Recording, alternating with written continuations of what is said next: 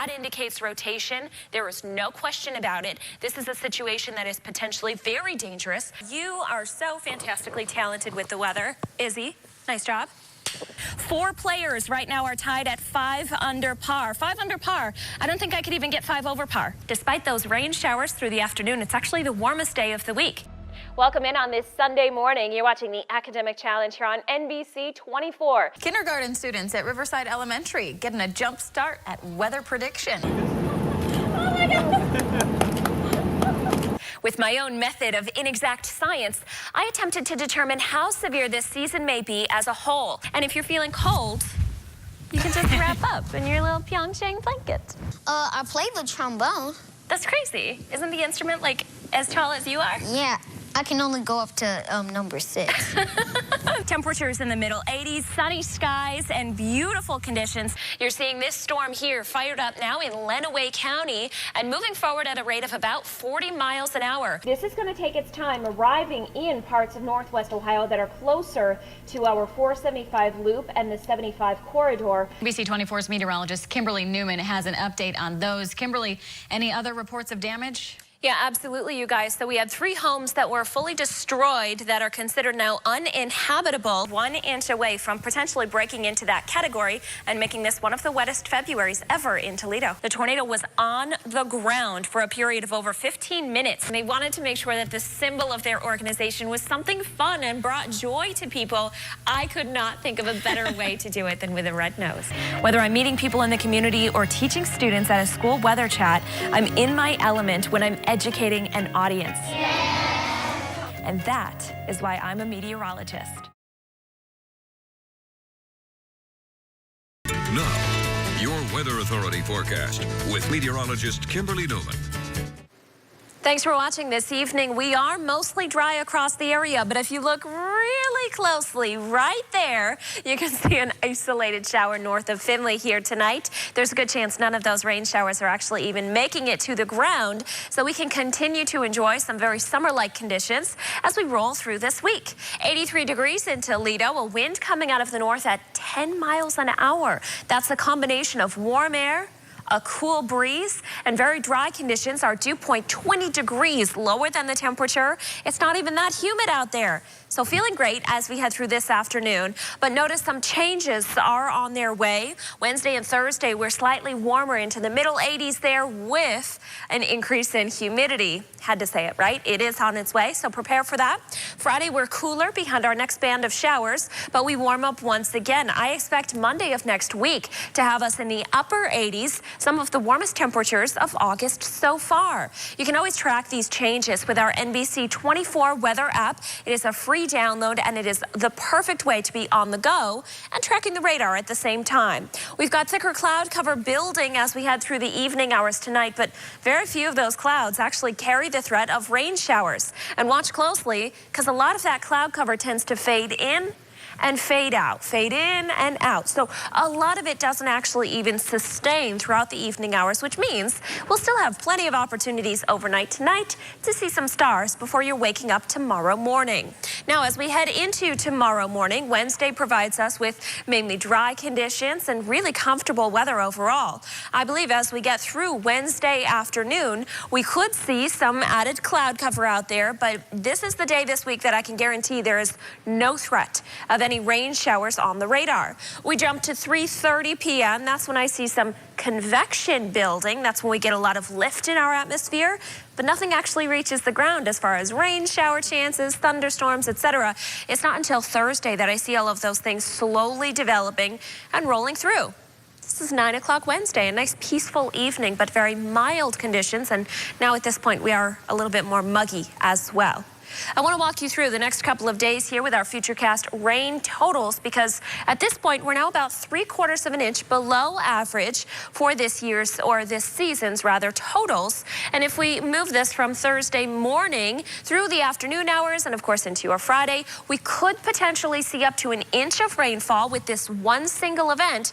I think more likely numbers are going to be close to about 1/2 an inch widespread across the area.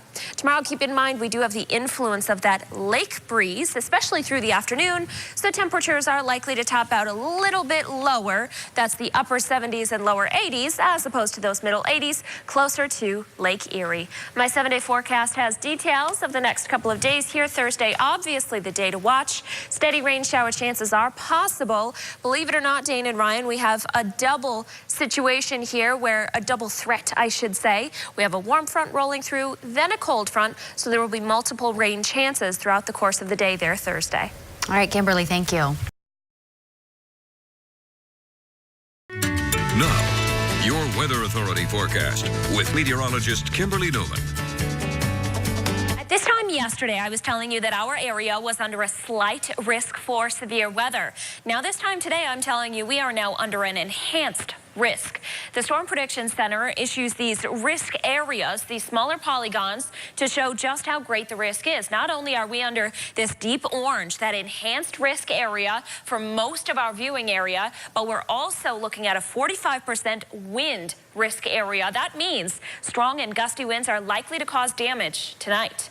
So let's look at exactly what is on the radar right now. Toledo is still completely dry, although we did have a couple of prefrontal storms earlier today. Here's where the focus of my attention is. That line showing some very strong organization and maturity just after 6 o'clock now.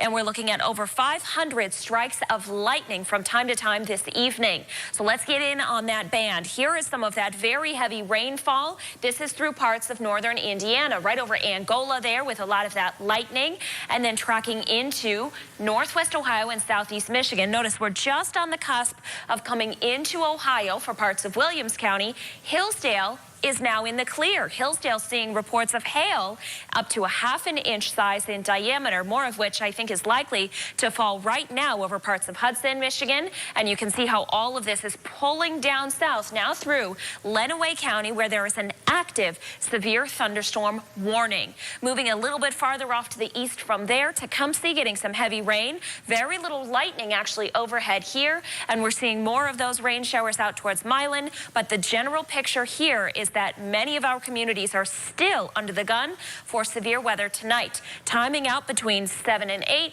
8 and 9, 9 and 10. Those showers will progress farther to the south and east.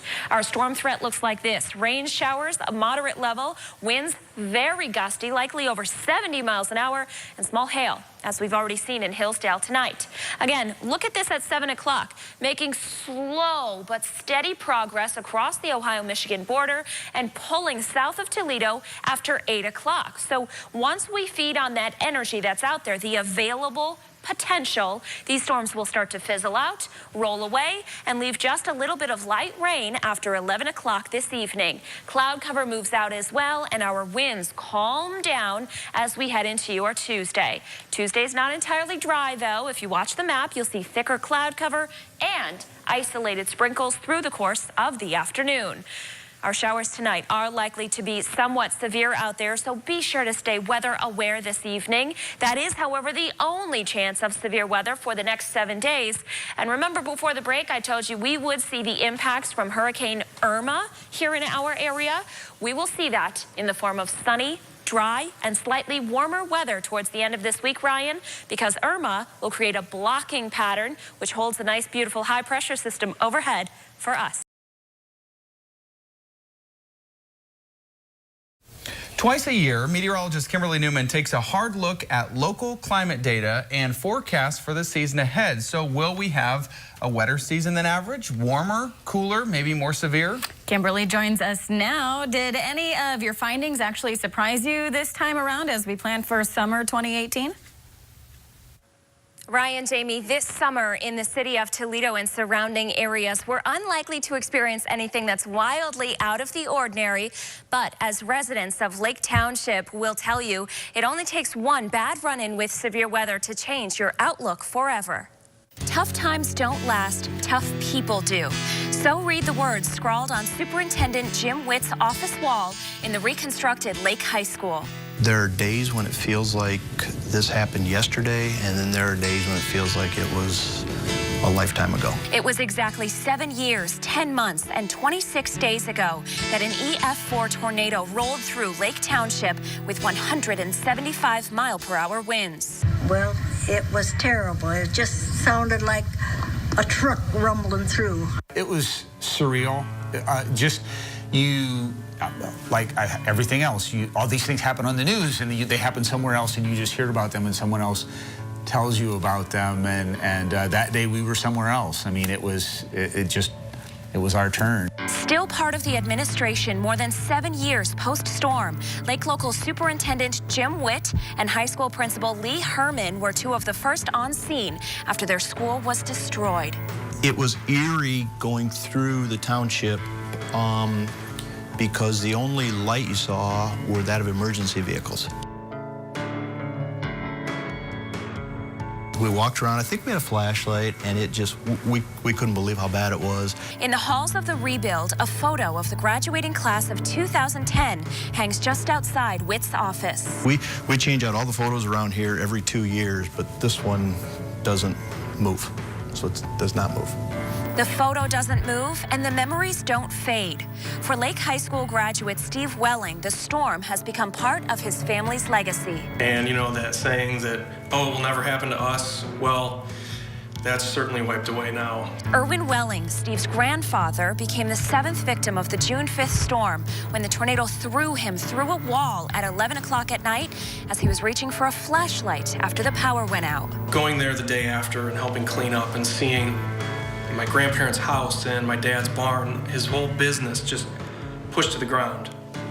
Really didn't know how to respond. In every season, natural disasters pose a threat to life and property. Predicting storms that can produce tornadoes can't be done months in advance, but with my own method of inexact science, I attempted to determine how severe this season may be as a whole. I looked back at the summers of 2001, 2006, 2009, and 2012, when we were in a weak La Nina pattern similar to the one we're experiencing right now. Of the 36 storm systems in those 4 summers that resulted in severe damaging winds or hail, only 2 of them resulted in a tornado in our 22-county viewing area. Every setup is different, but from this research, we can draw the conclusion that there's at least a 10% chance of severe weather on any given stormy day this coming summer, but less than a 5% chance of a tornado. In terms of temperature, the powers that be at the Climate Prediction Center have issued this seasonal outlook for summer 2018. Based on my own research, I was able to determine with some confidence that this season's heat will be right near normal for a typical Ohio summer, with roughly 10 to 15 90-degree days. In terms of precipitation, the months of June and August will bring near normal rain levels, while July will likely be wetter than average. A once-in-a-lifetime storm like the one at Lake High School tends to change the dialogue over time. Prior to the tornado, it was always a challenge to get kids to take a tornado drill seriously. But now it's a different story. I know that we pay closer attention to weather reports than we ever have. The community really pulled together and helped each other more than in any other time I can remember. We certainly appreciate what we have, perhaps more. Don't take anything for granted. Your life can be changed in a moment. Steve Welling told me that while his grandfather was thrown through a wall and landed where the garage used to be, his grandmother's life was spared by this storm. She was pushed over in her favorite chair and actually spun with the house, protected the entire time by the staircase, which was one of the only parts of their home that was left standing after that tornado. You can see more of those remarkable details online at NBC24.com. Reporting for NBC24, I'm meteorologist Kimberly Newman.